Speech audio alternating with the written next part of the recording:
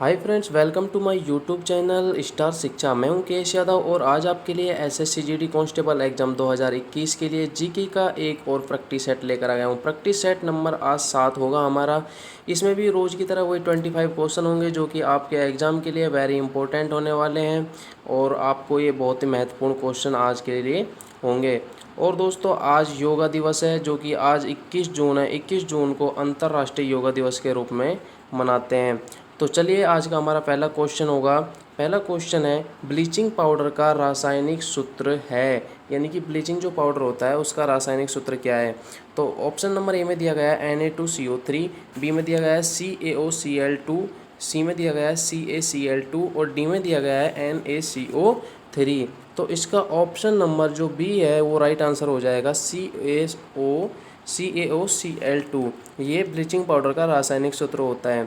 आमतौर पर जो ब्लीचिंग पाउडर का जो प्रयोग किया जाता है वो किसके लिए किया जाता है, तो ब्लीचिंग पाउडर का जो उपयोग किया जाता है वो शुद्धिकरण के लिए किया जाता है, पानी के शुद्धिकरण के लिए। और जो हमारे बालों में जो डाई होती है, जैसे रंग करने के लिए जो ये कलर बनाए जाते हैं, उनमें भी ब्लीचिंग पाउडर का उपयोग किया जाता है। इसमें क्या होता है, एक क्लोरीन की जो गैस होती है, क्लोरीन की गंध आती है ब्लीचिंग पाउडर के अंतर्गत। इसी से जैसे एक पदार्थ होता है क्लोरोफॉर्म, जिसको बेहोशी के लिए बनाया जाता है, उसका उपयोग भी हम ब्लीचिंग पाउडर के द्वारा ही किया जाता है। नेक्स्ट क्वेश्चन देख लेते हैं। नेक्स्ट क्वेश्चन हो जाएगा हमारा, नेक्स्ट क्वेश्चन है, यूएसबी का प्रयोग किसके लिए होता है। ऑप्शन नंबर ए में दिया गया है storage device, option number B में दिया गया है प्रोसेसर, सी पॉवर टाइम और डी में दिया गया है सीरियल बस स्टैंडर्ड। तो मैं आपको बता दूं, सबसे पहले तो हम यूएसबी का फुल फॉर्म जानेंगे। यूएसबी की जो फुल फॉर्म होती है वो क्या होती है, तो यूएसबी की फुल फॉर्म होती है यूनिवर्सल सीरियल बस से। और जो इसका प्रयोग है, यूएसबी का जो प्रयोग है वो पावर टाइप के लिए किया जाता है। ये कंप्यूटर तथा विभिन्न ऐसे उपकरणों, संचार के जो उपकरण होते हैं उनमें इसका प्रयोग किया जाता है। इसके द्वारा कंप्यूटर और अन्य उपकरणों के बीच में जैसे बिजली जो होती है उसको बिजली का प्रभावित करते हैं, तो वो भी इसके यूएसबी के द्वारा किया जाता है। तो इसका option number C right answer हो जाएगा। नेक्स्ट क्वेश्चन की तरफ चलते हैं। नेक्स्ट क्वेश्चन हो जाएगा, किसे आत्महत्या की थैली के रूप में जाना जाता है। ऑप्शन नंबर ए दिया गया है सेंट्रोसोम, बी लाइसोसोम, सी राइबोसोम और सी पाइबोसोम। तो ऑप्शन नंबर बी में जो दिया गया है लाइसोसोम, लाइसोसोम को हम कोशिका के आत्महत्या की थैली के नाम से जानते हैं। सबसे पहले बात कर लेते हैं हम लाइसोसोम की। तो लाइसोसोम जो है इसकी खोज किसने की थी। सबसे पहला क्वेश्चन बनता है कि लाइसोसोम की खोज किसने की थी। तो इसकी जो खोज की थी वो की थी डी ड्यूवे के द्वारा। डी ड्यूवे के द्वारा इसकी खोज की गई थी। कब की गई थी, तो 1955 में इसकी खोज की गई थी। जो लाइसोसोम होता है वो यूकैरियोटिक कोशिकाओं में पाया जाता है। यूकैरियोटिक कोशिका किस में पाई जाती है, जो बहुकोश के जीव होते हैं उनमें यूकैरियोटिक कोशिका पाई जाती है। एक होती है प्रोकैरियोटिक कोशिका। जो प्रोकैरियोटिक जो कोशिका होती है वो जो एक कोश के जीव होते हैं, जैसे अमीबा हो गया, शैवाल हो गया, इनमें पाया जाता है। नेक्स्ट क्वेश्चन की तरफ चलते हैं। नेक्स्ट क्वेश्चन हो जाएगा हमारा, निम्नलिखित में से मूल अधिकारों का संरक्षक कौन है। ऑप्शन नंबर ए विधायिका, कार्यपालिका, राजनीतिक दल या फिर न्यायपालिका। तो मैं आपको बता दूं, जो हमारे मूल अधिकार हैं उनका जो संरक्षण करती है वो करती है न्यायपालिका। हर व्यक्ति के जो मूल अधिकार होते हैं उनका संरक्षण कौन करता है, न्यायपालिका। मान लो जैसे किसी व्यक्ति के मूल अधिकारों का हनन होता है तो उस व्यक्ति को अधिकार होता है कि वो अनुच्छेद 32 के तहत, यानी अनुच्छेद जो 32 है उसमें हमें संवैधानिक उपचारों का अधिकार, संवैधानिक उपचारों के अधिकार के तहत वो उच्चतम न्यायालय में शिकायत दर्ज करा सकता है। तथा अगर उसको उच्चतम न्यायालय में शिकायत न दर्ज करा के उसको अगर उच्च न्यायालय में शिकायत दर्ज करानी है तो वो अनुच्छेद 226 के तहत उच्च न्यायालय में इसके लिए शिकायत दर्ज करा सकता है। आई होप आपको ये क्वेश्चन समझ में आ गया होगा। तो इसका ऑप्शन नंबर डी सही हो जाएगा। नेक्स्ट क्वेश्चन देख लेते हैं। नेक्स्ट क्वेश्चन हो जाएगा हमारा, सत्यमेव जयते कहाँ से लिया गया है। बहुत इंपॉर्टेंट क्वेश्चन है इतिहास का। सत्यमेव जयते कहाँ से लिया गया है, तो जो ऑप्शन नंबर ए में दिया गया है मुंडको उपनिषद से सत्यमेव जयते को लिया गया है। ये हमारे भारत का आदर्श राष्ट्रीय वाक्य है। सत्यमेव जयते क्या है, यह भारत का राष्ट्रीय वाक्य है। भारत के राष्ट्रीय प्रतीक के नीचे जो ये लिखा गया है सत्यमेव जयते, ये कौन सी लिपि में लिखा गया है, तो ये जो लिखा गया है ये देवनागरी लिपि के अंतर्गत लिखा गया है, देवनागरी लिपि में लिखा गया है इसको। नेक्स्ट क्वेश्चन देख लेते हैं। नेक्स्ट क्वेश्चन हो जाएगा, लोकसभा अध्यक्ष को अपना त्यागपत्र किसको संबोधित करना होता है। यानी कि जो लोकसभा अध्यक्ष होता है वो अपना त्यागपत्र किसको देता है, भारत के प्रधानमंत्री को, भारत के राष्ट्रपति को, लोकसभा के उपाध्यक्ष को, या फिर संसदीय कार्य मंत्री को। तो मैं आपको बता दूं कि जो ये लोकसभा के जो अध्यक्ष और जो उपाध्यक्ष होते हैं इनके जो ये त्यागपत्र होता है वो संविधान में एक अनुच्छेद दिया गया है 93, उसके अनुसार लोकसभा के अपने सदस्यों में से एक तो अध्यक्ष चुनता है जिसको हम स्पीकर बोलते हैं, और एक उपाध्यक्ष चुनता है।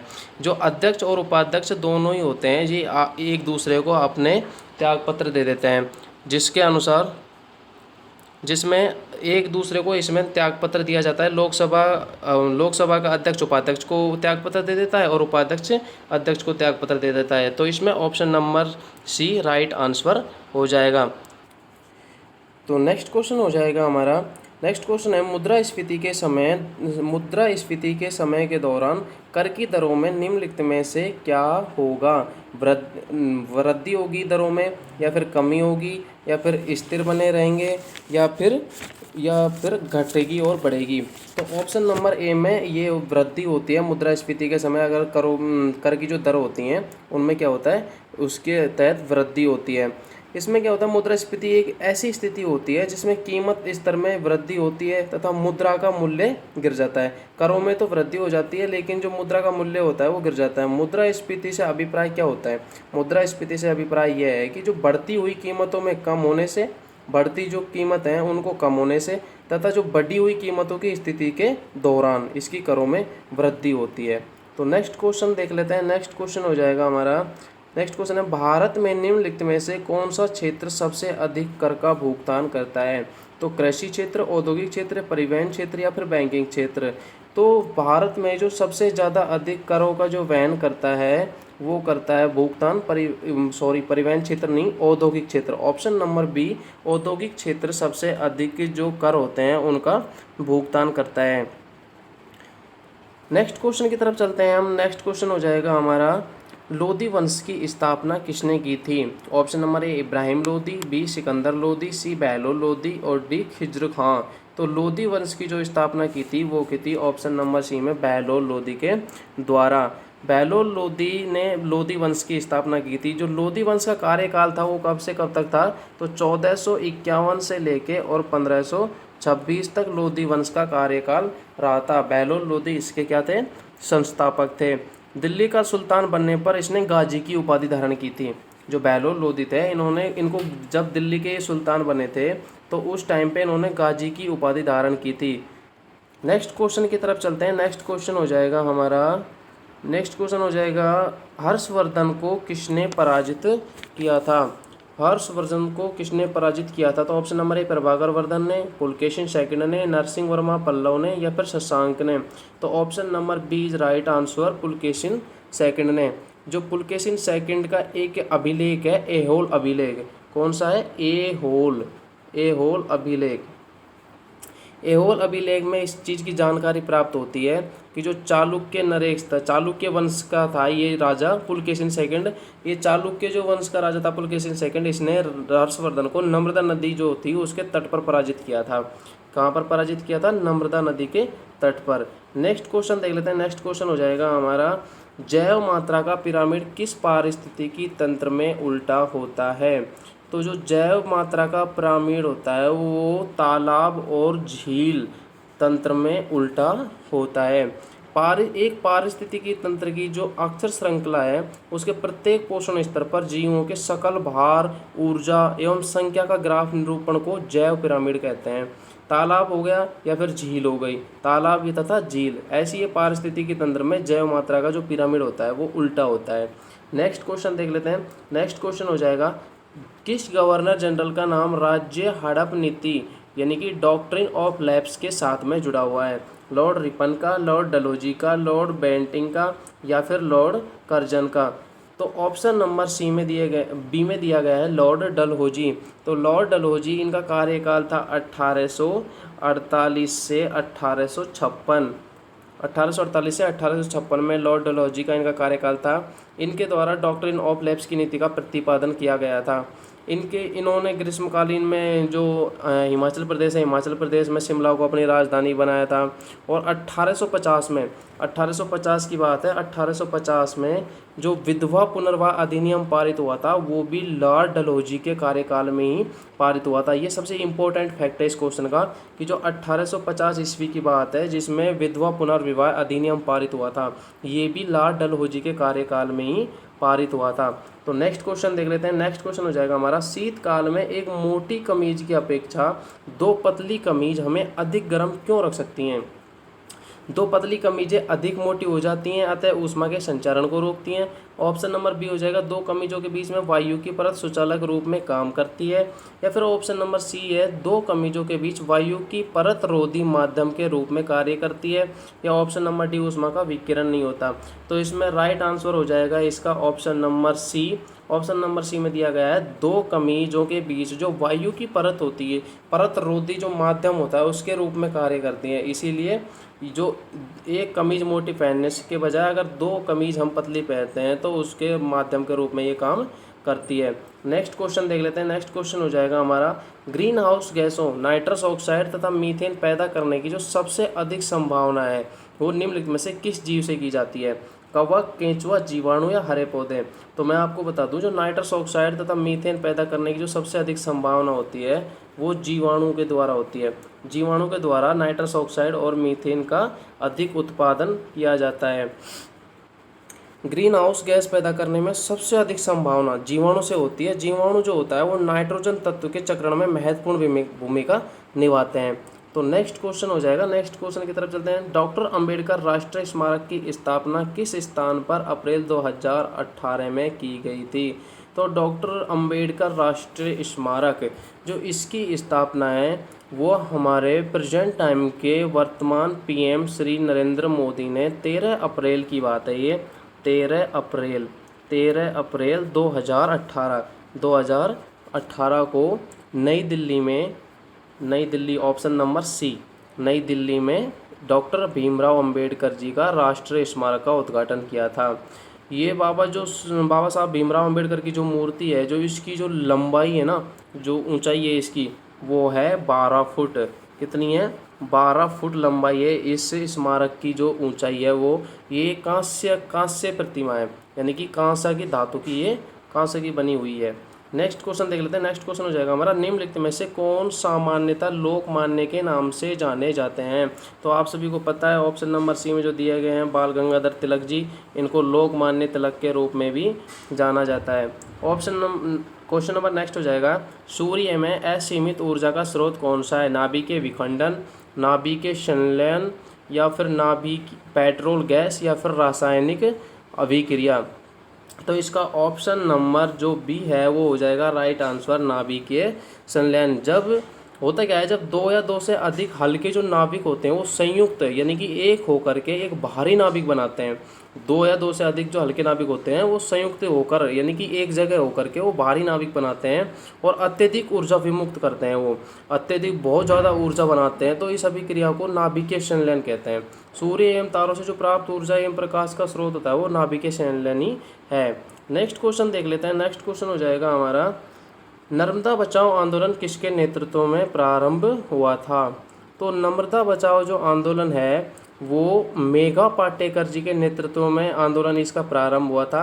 और ये जो आंदोलन था मुख्यतः जैसे किसान हो गए, आदिवासी लोग हो गए, ये फिर और जो इसके कार्यकर्ता थे या फिर जो पर्यावरणविद होते हैं उनके द्वारा नर्मदा नदी पर सरदार सरोवर बांध के निर्माण के विरुद्ध किया गया था कि भाई यहाँ पर जो नर्मदा नदी है, नर्मदा नदी, इस पर सरदार सरोवर बांध की बनाया जाए, उसका निर्माण किया जाए। तो इसका ऑप्शन नंबर सी हो जाएगा सही, मेघा पाटेकर, यानी कि नर्मदा बचाओ आंदोलन किसके नेतृत्व में आरंभ हुआ था? तो मेघा पाटेकर के नेतृत्व में इसको आरंभ किया गया था। नेक्स्ट क्वेश्चन है। नेक्स्ट क्वेश्चन देख लेते हैं। राज्यसभा के लिए मनोनीत भारतीय चलचित्र की पहली अभिनेत्री कौन थी? राज्यसभा के लिए मनोनीत जो पहली चलचित्र अभिनेत्री थी वो थी नरगिस दत्त। जो नरगिस दत्त थी इनको 1980 में राज्यसभा के लिए भी मनोनीत किया गया था।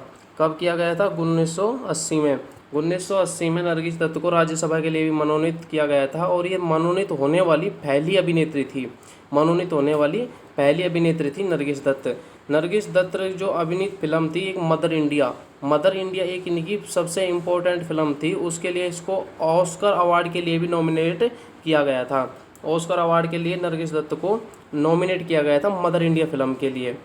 नेक्स्ट क्वेश्चन देख लेते हैं। नेक्स्ट क्वेश्चन हो जाएगा हमारा, नेक्स्ट क्वेश्चन है साधारण लवण का रासायनिक नाम क्या है। तो आप सभी को पता है NaCl साधारण नमक का जो रासायनिक नाम होता है NaCl। तो ऑप्शन नंबर ए में दिया गया है सोडियम क्लोराइड, जो कि साधारण नमक का रासायनिक सूत्र होता है। नेक्स्ट क्वेश्चन की तरफ चलते हैं। नेक्स्ट क्वेश्चन हो जाएगा हमारा, नेक्स्ट क्वेश्चन है राष्ट्रीय युवा दिवस किस महान व्यक्ति के नाम पर मनाया जाता है। तो आप सभी को पता है जो राष्ट्रीय युवा दिवस है वो कब मनाया जाता है। तो पहली बार तो 12 जनवरी को राष्ट्रीय युवा दिवस मनाया जाता है और ये किस महान व्यक्ति के नाम पर मनाया जाता है। तो स्वामी विवेकानंद जी की जयंती पर मनाया जाता है। स्वामी विवेकानंद जी की जयंती आती है 12 जनवरी को, उसी दिन प्रतिवर्ष राष्ट्रीय युवा दिवस के रूप में मनाया जाता है। नेक्स्ट क्वेश्चन देख लेते हैं। नेक्स्ट क्वेश्चन हो जाएगा हमारा, नेक्स्ट क्वेश्चन है विश्व सुंदरी बनने वाली प्रथम भारतीय महिलाएं। सबसे इम्पोर्टेंट क्वेश्चन हो जाएगा आज का, जो रीता फारिया है। ऑप्शन नंबर बी में दिया गया है रीता फारिया। रीता फारिया ये विश्व सुंदर बनने वाली प्रथम भारतीय थी और ये खिताब इन्होंने कब जीता था, यानी कि जो ये विश्व सुंदरी बनी थी ये कब बनी थी। तो 1966 में, 1966 में इनको विश्व सुंदरी का अवार्ड दिया गया था। अब मैं कुछ आपको इम्पोर्टेंट फैक्ट बताता हूँ जो ये मिस वर्ल्ड के जो बनी हुई थी। तो 2017 की बात है, 2017 में हमारे भारत की एक लड़की थी जिसका नाम था मानुषी छिल्लर। मानुषी छिल्लर जो कि हरियाणा की रहने वाली हैं, हरियाणा राज्य से बिलोंग करती है मानुषी छिल्लर। इनको 2017 में मिस वर्ल्ड चुना गया था। 2018 में किसको चुना गया था। तो 2018 में मिस वर्ल्ड चुना गया था वेनिसा पोस को, जो कि मैक्सिको की रहने वाली हैं। 2019 में किसको चुना गया था। तो 2019 में खिताब जीता था टोनी एन सिंह ने मिस वर्ल्ड का। एक सबसे इम्पोर्टेंट फैक्ट ये होगा कि जो 2020 था, 2020 में इसका एडिशन नहीं हुआ था। 2020 में इसका एडिशन हुआ था, 2021 में इसका एडिशन नहीं हुआ। तो 2020 और 21 के लिए जो 2020 में चुनी गई थी वो थी एंड्रिया मेजा। कौन थी। एंड्रिया मेजा। ये बहुत इंपॉर्टेंट फैक्ट होगा इसका, ये बहुत इंपॉर्टेंट क्वेश्चन बनेगा। एंड्रिया मेजा ये विश्व की पहली महिला हैं जिनको 2 साल लगातार मिस वर्ल्ड की जो चेयर मतलब कुर्सी है उस पर ये रही हैं। ये मैक्सिको की रहने वाली हैं और ये 2020 और 21 दोनों के लिए एंड्रिया मेजा को मिस वर्ल्ड चुना गया है। तो इसका जो ये क्वेश्चन है, क्वेश्चन का हमारा राइट आंसर हो जाएगा रीता फारिया। ये विश्व सुंदरी बनने वाली प्रथम भारतीय महिला थी।